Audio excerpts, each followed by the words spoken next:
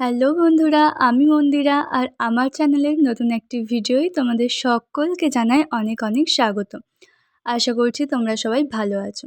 তো চলো আজকে আমি জামাই ষষ্ঠীর ভিডিওটা তোমাদের সাথে শেয়ার করব। হ্যাঁ, 1 সপ্তাহ প্রায় হয়েই গিয়েছে জামাই ষষ্ঠী, ব্লগটা আর আপলোড করা হয়ে ওঠেনি। তো প্রথমেই নিজে কীভাবে কি সেজেছিলাম সেই লুকটা দিয়েই শুরু করলাম।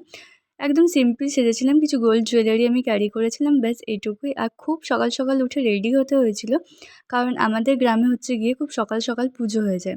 মানে পুরো গ্রামের একই জায়গায় হয়, তো এক একটা পাড়া এক এক সময় হয়, আর আমাদেরটা একদম প্রথমে হয়, তারপরে অন্যান্য পাড়ার। তো সকাল থেকে ঘুম থেকে উঠে প্রথমেই করেছিলাম স্নান, তারপরে একদম রেডি হয়েছিলাম, দেন বরকে তুলেছিলাম, ও একদম ঘুম থেকে উঠে স্নান করে রেডি হয়েছে। তো তারপরে আমরা যাচ্ছিলাম মন্দিরের দিকে, যেখানে হচ্ছে গিয়ে ষষ্ঠীতলা।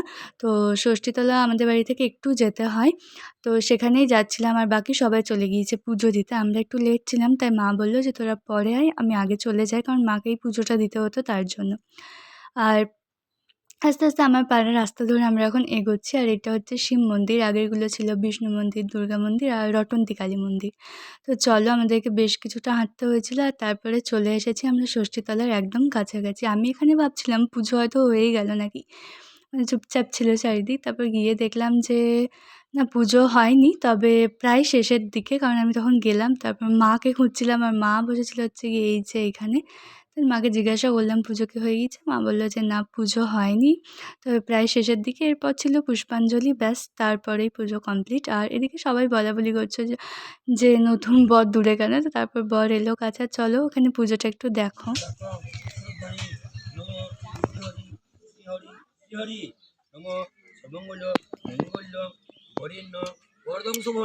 নারায়ণ নমস্কৃত্য সর্বণি কার্যই নম অপবিত্র পবিত্র সর্বস্ত ততো বিবা যশ শরীর কুণ্ডে খগম সবান্ত উপন্ত সূচি নমসূচি নমসূচি নমসূচি খুলল। আর এইটা হচ্ছে আমাদের ষষ্ঠীতলা, মানে এখানেই ষষ্ঠীর পুজোটা করানো হয়। প্লাস এখানে কিন্তু মনসা পুজো হয়। আমাদের গ্রামে প্রত্যেক বছর চৈত্র মাসে একটা মনসা পুজো হয়, সেই পুজোটা এখানেই করানো হয়। এর কোনো ভ্লগ হয়তো তোমাদের সাথে আমি শেয়ার করিনি আগে, তবে এবছর শেয়ার করে দেবো যদি সম্ভব হয়। আর ব্যাস এখানে কিন্তু পুজো একদম কমপ্লিট, সবাই পুষ্প নিচ্ছিল, মানে পুজো করানোর যে ফুল হয় সেটা। আর এখানে কিছু বাচ্চা দাঁড়িয়েছিল, তাদেরকে প্রসাদ দেওয়া হচ্ছিলো, মায়ে দিচ্ছিল প্রসাদ, আর আমি কিছু জিনিস ধরেছিলাম যাতে মায়ের একটু সুবিধা হয় আর কি। অ্যান্ড দেন আমরা হচ্ছে গিয়ে যাচ্ছি এখন বাড়ির দিকে, মোটামুটি সবাই এগিয়ে যাচ্ছে, দেখতেই পাচ্ছ, কেউ কেউ চলে গিয়েছে, আর আমি আর মা এখানে যাচ্ছিলাম, সঙ্গে একটা দিদাও ছিল। আর এখানে হচ্ছে গিয়ে মন্দিরে, প্রত্যেকটা মন্দিরে প্রণাম করতে করতে আর একটু করে বসতে বসতে যেতে হয় বাড়ি। আমাদের গ্রামে এটাই হচ্ছে নিয়ম, তো সেটাই এখানে সবাই করছে। প্রথমেই ছিল শিব মন্দির, তারপরে একে একে সমস্ত মন্দিরগুলোতে এইভাবেই বাড়ি এসেছিলাম। আর এটা হচ্ছে প্রসাদের থালা, কি সুন্দর দেখতে লাগে, আমার ভীষণ ভালো লাগে। অ্যান্ড দেন এখানে মা বসেছিল তার নতুন জামাইকে নিয়ে, ষষ্ঠীর সুতো বাঁধা, তারপর টিপ দেওয়া, এই সমস্ত যা রিচুয়ালস থাকে সব কিছু করার জন্য। আর দেখতে বেশ ভালোই লাগছিল। অন্য বছর আমরা মামার বাড়ি যেতাম, এখানে পুজো করিয়ে একদম সকাল সকাল মামার বাড়ি চলে যেতাম, কারণ আমাদের পুজো তাড়াতাড়ি হয়, ওই যে বললাম অসুবিধা কিছু হতো না। আর আমার মামার বাড়ি হচ্ছে একদম কাছেই, তো সেটাও একটা সুবিধার ব্যাপার। মানে এতগুলো বছর এই প্রথম মামার বাড়ি গেলাম না, আমি আর মা যাইনি, তবে বাবা গিয়েছিল। আর ব্যাস এরই মধ্যে মা এখানে সুতোটা পরিয়ে দিল। এই সুতোটা আমার হাত থেকে না কোনো দিনই খোলে না ধরতে গেলে, খুব কম, মানে হয়তো সুতো অনেক সময় আলগা হয়ে যায়, তবে আবার টাইট করে নিই, মানে পড়ে গিয়েছে বা কেটে গিয়েছে এরকম খুব কম হয়েছে, গিঁটটা হয়তো খুলে যায়। প্রায় 1 বছর ধরতে গেলে থাকে। তো সেটাই মা বলছিল যে 1 বছর করে তো থেকেই যায় এটা। আর লাস্টে এই যে এটা দিল, এই বাঁটোটা খেতে আমার খুব ভালো লাগে। আমাদের এখানে বাঁটোই বলা হয়, কার কোথায় কী বলে জানি না। আর এখানে আমি তারপরে জলখাবারের আয়োজন করছিলাম। এর মাঝে ঘুগনিটা আমি বানিয়েছিলাম, ভেবেছিলাম রেসিপি শেয়ার করব, জানি না কবে করতে পারবো।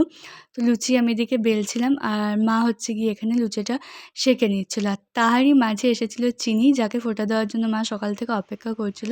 তো ও কিন্তু এখন চলে এসেছে, আর ওকে ফোঁটা দেওয়া মানে ছোটোখাটো একটা যুদ্ধের ব্যাপার। এক তো বসে না, প্রচণ্ড ছটফট করে, ও এমনিতেই একটু স্বভাব চটপট করে, দেখতেই পাচ্ছ। তো ওটাই আমি মাকে বলছিলাম যে তুমি বসে যাও, দিয়ে ওকে ধরে নাও, তাহলে ও ঠিক হয়ে যাবে।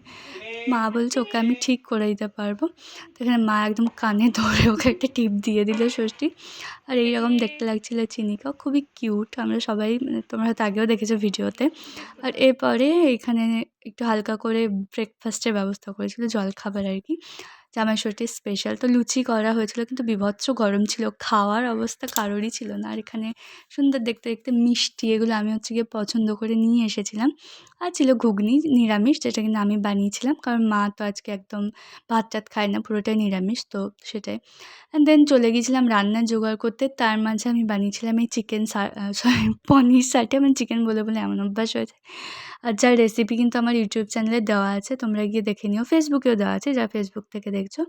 তো আর এইদিকে বর করছিল হচ্ছে গিয়ে মাটনের ম্যারিনেট, কারণ কথা ছিল মাটনটা আমিই করব। তবে বর বলল যে, "না, আমি করব।" কিন্তু এত বীভৎস রকমের গরম ছিল যে রান্না করা মানে যাচ্ছে তাই ব্যাপার। তো ও রান্না করছিল, তো আমি ভাবলাম যে একটু গ্লুকন-ডি করে দিই ওকে।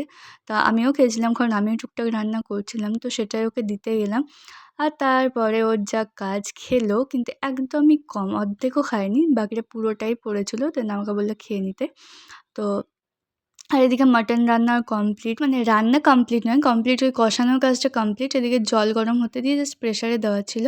আর এইটা হচ্ছে গিয়ে জামাই ষষ্ঠীর খাওয়া-দাওয়া। বিশাল কিছু করে ১০টা বাটি সাজানো নেই। মোটামুটি ঠিকঠাকভাবে যেটুকু মানুষ খেতে পারে সমস্ত আয়োজন করা হয়েছিল। আমি আগের দিনের ভিডিওতে বলেইছি। রোজ মা এক এক রকম আইটেম করেছিল। অতগুলো বাটি সাজানোর থেকে ঠিকঠাকভাবে খাওয়াটাকেই প্রেফার করেছিলাম আমরা। তো এখানে ছিল নানা রকমের ভাজা, তোমরা দেখতে পেলে, আর মাটন, ডাল আর পোস্ত। তো খেয়ে দিয়ে মোটামুটি ০.৫ ঘন্টা মতো একটু রেস্ট নিয়ে বর চলে যাচ্ছিল হচ্ছে গিয়ে বাড়ি। আমার তো ভীষণ খারাপ লাগছিল। ও ওই দিনেই বাড়ি চলে গিয়েছিল। কাজ ছিল তার জন্য। আর বীভৎস গরমও ছিল সেদিন। তো ও যাচ্ছিল, ভীষণ খারাপ লাগছিল। সাথে, সাথে যাচ্ছিলাম ঠিকই, তবে ভীষণই খারাপ লাগছিল। মনে হচ্ছিল ওই দিনটা থেকে গেলে ভালো হবে। তবে থাকলে ওর একটু প্রবলেমই হয়ে যেত। কারণ অনেকটাই যাতায়াত করতে হয়, যেহেতু দূরত্ব আছে। তো ব্যাস আর কি, ও ওইদিকে যাচ্ছিল টোটোর দিকে।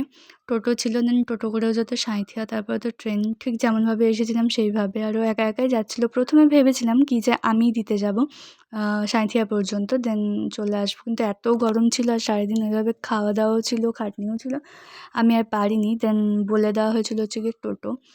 ব্যাস এই তো টোটো চলে গেল আর আমার ভীষণই খারাপ লাগছিল, ভীষণ। তো আর আমি কিছুদিন ছিলাম এরপরে। ব্যাস এই ছিল আমাদের জামাই ষষ্ঠী। তারপর থেকে আর সেরকম কিছুই করিনি তার সন্ধ্যাবেলা থেকে। এইটুকুই। তো ভিডিওটা কেমন লাগলো অবশ্যই কমেন্ট করে জানাবে। আর ভিডিও ভালো লাগলে লাইক, কমেন্ট, শেয়ার, সাবস্ক্রাইব করে দিও ইউটিউব চ্যানেল। যারা ফেসবুক থেকে দেখছো, ফেসবুক পেজ ফলো করে দিও। আর ইউটিউব চ্যানেলটিকেও প্লিজ গিয়ে একটু সাবস্ক্রাইব করে দিও। আমি ক্যাপশনে লিংক দিয়ে দেবো।